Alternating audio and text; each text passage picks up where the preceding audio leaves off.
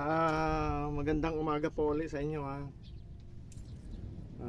Talakayin natin ngayon ulit po yung nangyayari sa atin, yung bagyong Christine. Alam niyo po yung kung kailan nagkakaroon ng ganung sakuna, saka lang nag-aasikaso. Kita mo, kulang yung rubber boat, yung mga rescue. Dapat po niyan bawat LGU mayroon tatlo man lang. Dito sa Partido area 10 bayan o kung tatlo 30 yan. Madaling i-rescue yung yung dalhin doon sa sa ang nagrabe yung Rinconada area tsaka parting Naga. Saka walang yung chopper.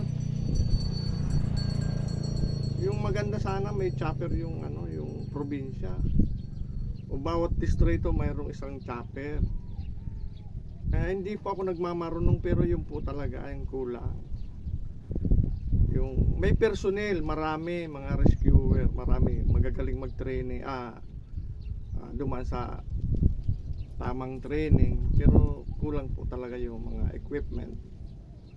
Kasi pumunta rito yung banda rito sa Tagas, kumuha pa yung LGU ng bula. Kung iisipin mo yung ginagamit dito, yung pang isda yan pag maneuver yan, mabagal yan kasi hindi nga para sa rescue. Sana ito parang eye opener sa atin to lahat. Hindi lang dapat yung nasa gobyerno, nasyonal, provincial, saka yung LGU, local government unit. Lahat tayo magtulong-tulong dapat dito. Ang bansang Pilipinas kasi talagang palibutan tayo ng tubig.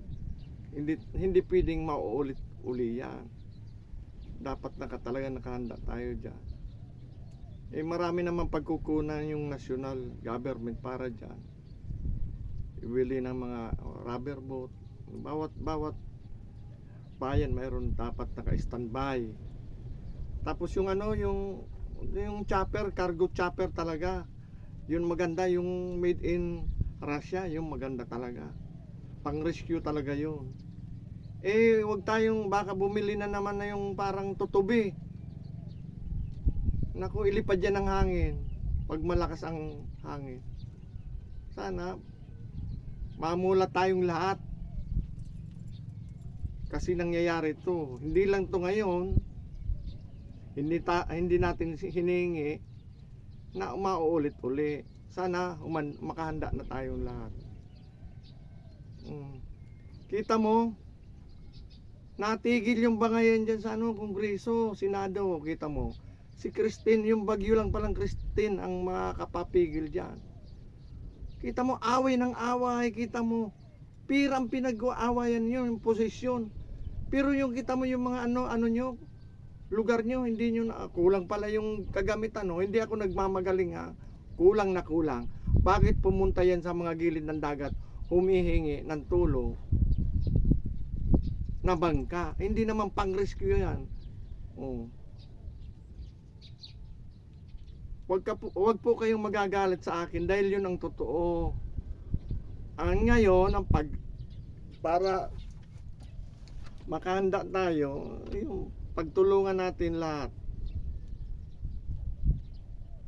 Hindi naman lahat yung sakunang yan, hindi responsibilidad ng yan, ng national, provincial, LGUs.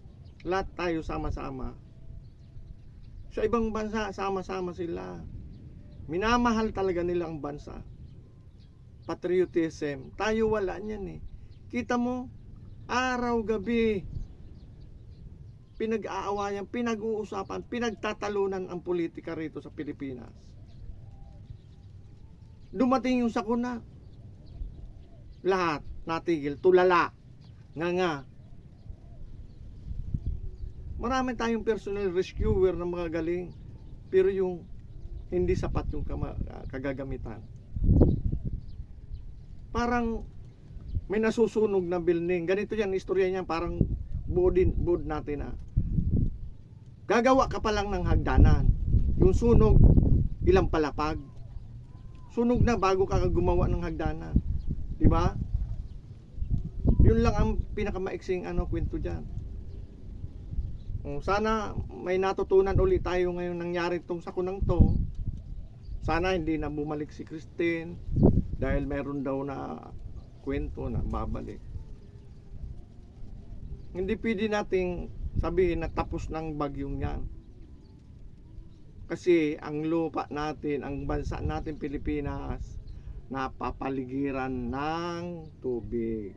Mauulit at mauulit yan. Ang kasagutan lang dyan, nakahanda tayo. Marami naman pagkukunan ng gobyerno. Nandyan yung PCSO. Huwag tayong umasa sa mga ibang bansa. Hingi tayo ng ng tulong. Huwag tayong umasa sa ganun.